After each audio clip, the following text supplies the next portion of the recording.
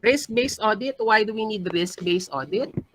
Kasi nga, di ba, risk-based approach ang ginagamit natin.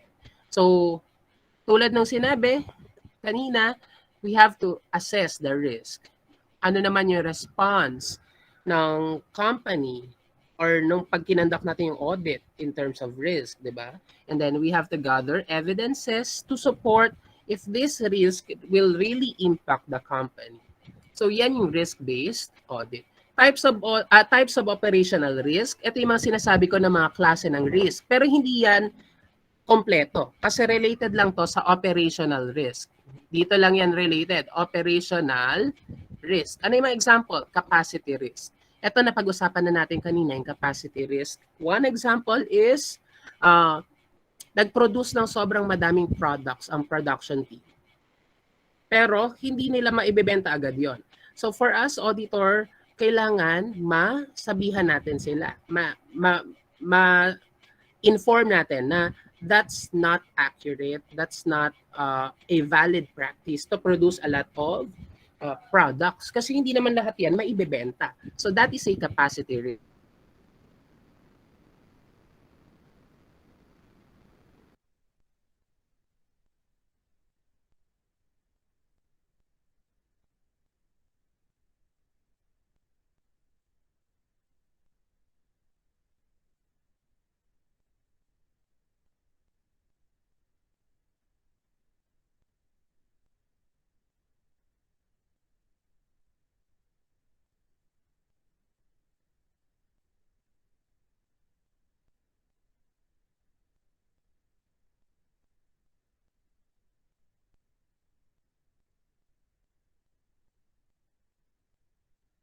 Although yung iba controllable, yung iba naman non-controllable.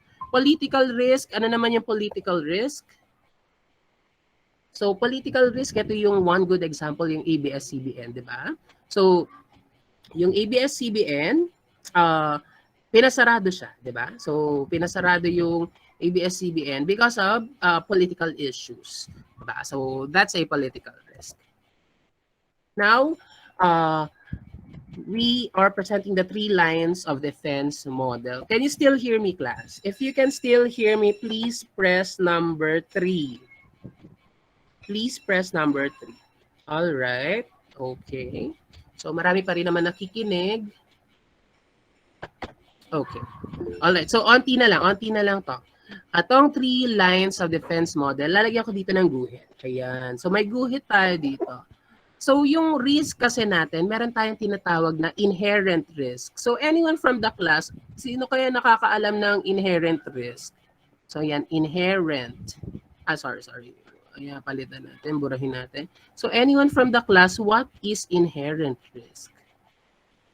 Inherent. Yan, inherent risk. So ano yung inherent risk kaya? Yes po. Yes, sorry.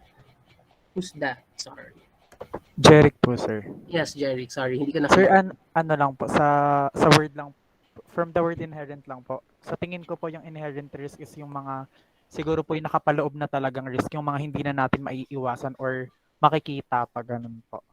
That's correct. Tama yun. Pag sinabing inherent, ito yung mga risk na nag-i-exist na noon pa.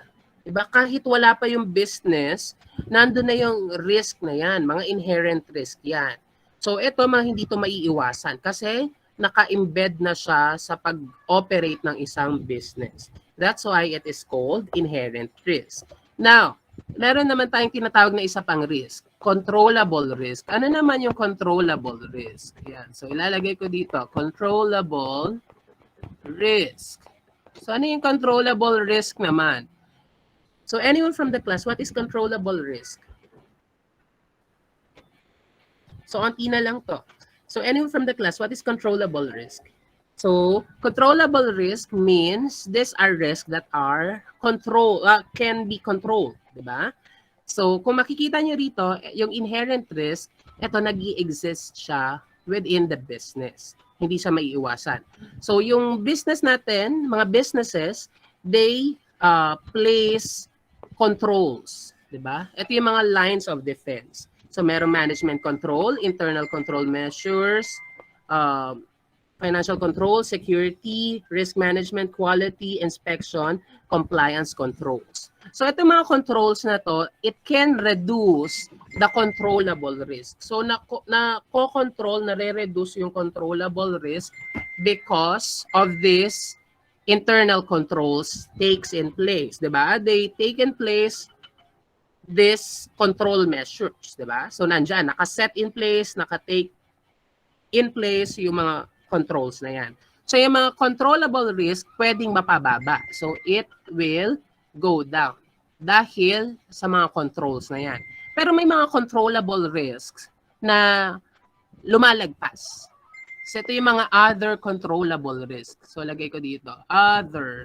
Yan, other controllable risk. So yung mga other controllable risk na yon na lumalagpas kahit na merong mga internal control or security control measures, lumalagpas pa rin sila, nakakalagpas pa rin sila with those defense. That's why meron tayong third line of defense, which is internal audit. Para makita kung ano yung mga risk na yon. Na ay, wait lang, may risk na lumagpas dyan sa inyong internal control. Diba? Yan yung mga capacity risk. Kasi sobra kayo mag-produce. Diba? So, yan yung mga example ng mga risk na lumalagpas beyond the set controls. So, that's why the purpose of internal audit is to check the risks na makaka-affect sa overall business or operational activity ng business. So, these are the 3 lines of defense model. So, evidences, ito mapag-uusapan natin to in the future, mga klase ng evidences. So, meron tayong tinatawag na strongest evidences, moderate evidences, weak evidences. So, these 3, pag-aaralan natin sa susunod.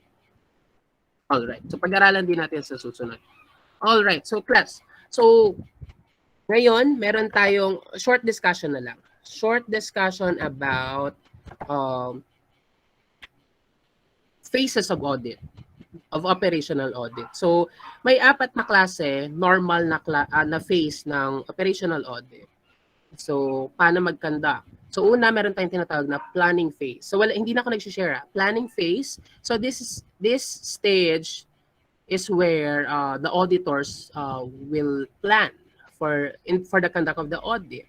Kasi required yun, di ba? Kasama yun doon sa requirements ng isang effective operational audit. Kailangan may plano. Ikalawa, yung fieldwork phase. Ito yung dahil may plano ka na, nakaset na, dapat mag-conduct ka na ng audit. So that's audit fieldwork. Ikatlo is reporting phase. So after you conduct an audit, you gather evidences, you will report your findings to the stakeholders. So that's reporting phase. And then last one is the feedback phase. So ano yung feedback phase? Yung feedback phase, ito naman yung binibigyan natin ng chance yung mga mga business functions na mag-respond doon sa review natin na ginawa, audit review, audit opinion na binigay natin. So it's a two-way process. So meron tayong report and then feedback phase. Siyempre, hindi lang pwede tayo lang ang pakinggan. Kailangan mapakinggan din yung side no ibang business function, business team, operational unit. So, syempre, this will make our report better. So, yun yung mga normal. So, normal phases ng audit. So, ng operational audit. We have planning phase, fieldwork phase, reporting phase, and then feedback phase. So, yun lang. So, next meeting, we will have another set of discussions. So, and then we will extend our deadline for the assignments ng week 2. So, and then yung week 1 assessment nung written assignment, we will extend that as well. So, thank you so much, class, for attending this class discussion. Hope to see you next meeting again for another series of discussion. Class dismissed. Thank you and have a good weekend. Goodbye. Thank you, Thank sir. you po, Thank you, sir. sir. Thank you po, sir. Thank you po, sir.